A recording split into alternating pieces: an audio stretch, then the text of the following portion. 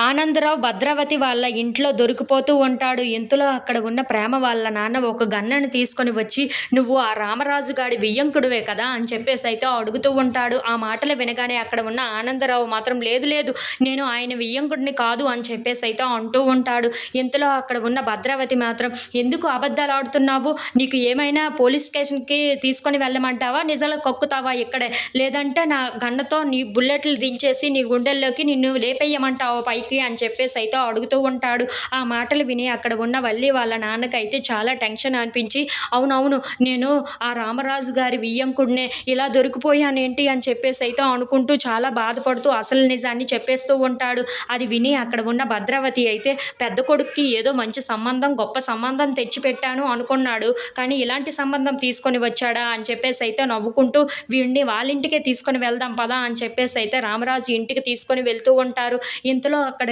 రామరాజు ఇంట్లో ధీరజ్, సాగర్ వాళ్ళు వచ్చి, "వాడు ఎక్కడా కనిపించలేదు" అని చెప్పేసి అయితే అంటూ ఉంటాడు. ఆ మాటలు వినగానే అక్కడ ఉన్న వల్లి అయితే, "పదండి పదండి, అయితే ఇక ఎవరి రూముల్లోకి వాళ్ళు వెళ్ళి పడుకుందాం" అని చెప్పేసి అయితే అంటూ ఉంటుంది. ఆ మాటలు వినగానే అక్కడ ఉన్న నర్మదా, ప్రేమ వాళ్ళు అయితే ఒక్కసారిగా షాక్ అయిపోతూ ఉంటారు. "ఏంటక్క అలా మాట్లాడుతున్నావు నువ్వు? ఇప్పుడు మన ఇంట్లోకి ఒక దొంగ వచ్చాడు అని అంటే దానికోసం మనం ఎంత అలర్ట్గా ఉండాలి. నువ్వేంటి ఇలా మాట్లాడుతున్నావు? అసలు ఇంటికి పెద్దవు కదా, అలాంటప్పుడు ఇలాగనేనా మాట్లాడేది" అని చెప్పేసి అయితే అంటూ ఉంటారు. ఆ మాటలు విని అక్కడ ఉన్న వల్లి అయితే చాలా టెన్షన్ పడిపోతూ, "నాన్న ఎక్కడ దొరికిపోతాడో ఏంటో, నాకు చాలా భయంగా ఉంది" అని చెప్పేసి అయితే అనుకుంటూ ఉంటుంది.